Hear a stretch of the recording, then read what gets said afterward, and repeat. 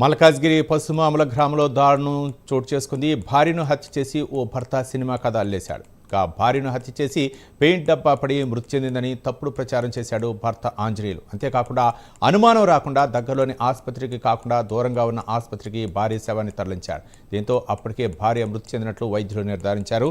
దీంతో పోలీసులకు బాత్రూంలో డబ్బా మీద పడి చనిపోయిందని కట్టుకథ అల్లి సమాచారం అందించాడు. కానీ కూతుర్లో ఎంటర్ కావడంతో భర్త సీన్ రివర్స్ అయింది.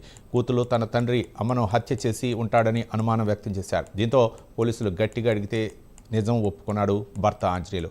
దీంతో కేసు నమోదు చేసుకుని దర్యాప్తు చేపట్టారు పోలీసులు.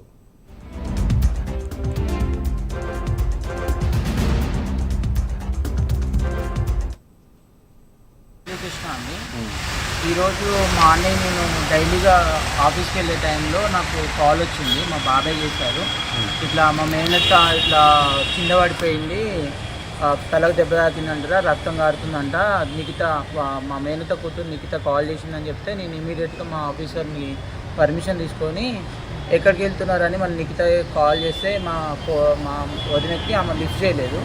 తర్వాత మా బావ కాల్ చేసి ఇమీడియట్గా అదే బాగా రక్తం పోయిందంట, సీరియస్గా ఉన్నానని చెప్పి మా బావ కాల్ చేశాడు. నేను మా బావ కాల్ చేయగానే ఇమీడియట్గా యశోద హాస్పిటల్లో అడ్మిట్ అయినారు, యశోద హాస్పిటల్ తీసుకుపోతున్నా అన్న టైంలో దారిలోనే నాకు కాల్ చేశారు, మా అత్తమ్మ చనిపోయిందని చెప్పారు. మా అత్తమ్మ చనిపోయిన అని చెప్పారు. అది ఎలా చనిపోయిందో ఏంటి అనేది మాకు తెలియదు. అలా మా ఫ్యామిలీ వాళ్ళతో అందరికీ మేము కాల్ చేసుకుంటూ, మా బావకి వాళ్ళకి కాల్ చేసుకుంటూ ఫాలోఅప్ చేసుకుంటూ మేము ఊర్లో, యాక్చువల్గా మాది నల్గొండ డిస్టిక్, అక్కడ మా ఫ్యామిలీ వాళ్ళందరూ అక్కడే ఉంటారు. ఇక్కడ నేను, మా చెల్లె వాళ్ళు, మా బావ, మా అక్క వాళ్ళు ఉంటారు.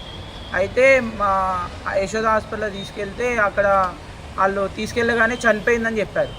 చనిపోయిందని చెప్పేసి వాళ్ళు డైరెక్ట్గా బాడీని అక్కడే ఉంచుకొని పోలీసు వాళ్ళకి ఇన్ఫామ్ చేయాలని చెప్పేసి అంటే మేము ఇమీడియట్గా పోలీసు వాళ్ళకి వచ్చాము.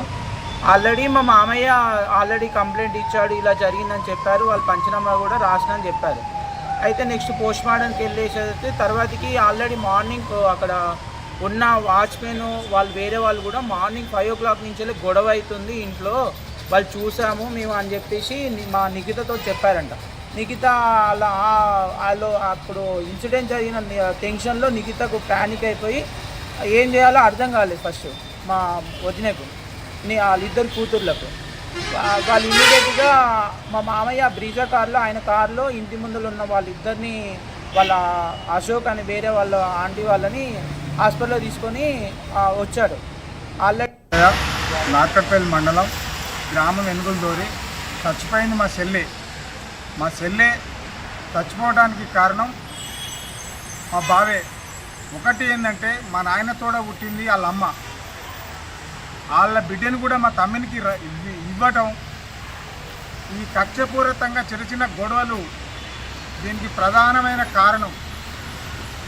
ఈ కారణం వల్ల వాళ్ళ ఇంటికి వాళ్ళ అన్న బిడ్డ పెండి కొరకు నా చెల్లె రమ్మనంటే పోకపోవటం ఒకటి. రెండోది ఏంది, వాళ్ళు కొంత ఇబ్బందికరమైన ఇబ్బందులు కలిగించినందుకు ఇది దృష్టిలో పెట్టుకొని వద్దండి మీరు బైరాపోండి, నేను ఎందుకు కండ్ల ముందల ఎందుకు అని చెప్పి నచ్చజెప్పే ప్రయత్నంలో నువ్వు రావా అని చెప్పి ఆయన ఒక ఫీల్ అయ్యి నా మాట వినవా అనే ఒక కారణంతో సుత్తతోని కొట్టి పొద్దున 5 గంటలకు కొట్టి చంపి అదే 7:30, 8 గంటలకు యశోద హాస్పిటల్కి తీసుకుపోయి పొద్దున్న నుంచి నేను కొట్టలేదు, నేను చంపలేదు అని చెప్పి పోలీస్ స్టేషన్లో మమ్మల్ని నీలిగించి లాస్ట్కు స్పెషల్ రిటర్న్ కాంప్లైంట్ ఒకటి ఇవ్వటం వల్ల ఆ కాంప్లైంట్ అధికారంగా ఆ పోలీస్ స్టేషన్లు కూడా వాళ్ళు కూడా పట్టించుకొని ఇదేందో ఖచ్చితంగా హత్యే ఉన్నట్టుంది అనే భావంతో చట్టం పని చేసుకుంటూ మాకు కూడా భరోసా కల్పించింది.